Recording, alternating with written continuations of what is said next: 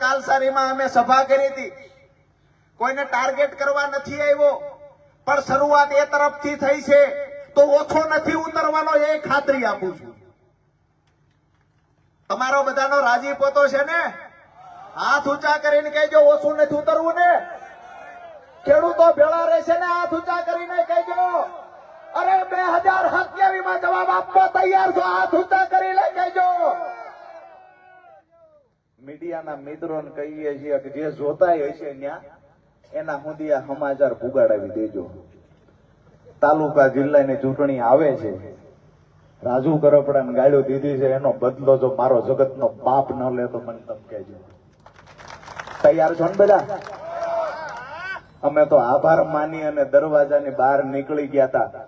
બહાર નીકળતા નીકળતા ગાળો દીધી, સાંભળી લીધું, મેદાન છોડી દીધું તો વાહે આવ્યા. છેલ્લે પ્રેસ કોન્ફરન્સ કરવા 2 FIR લઈને આવ્યા. એ દિવસે મન બનાવી લીધું કે ભાગતા ભાગતા છોડતા નથી. આપણે એમની પાછળ પરસેવો પાડ્યો છે, તેમ છતાંય આપણને છોડતા નથી.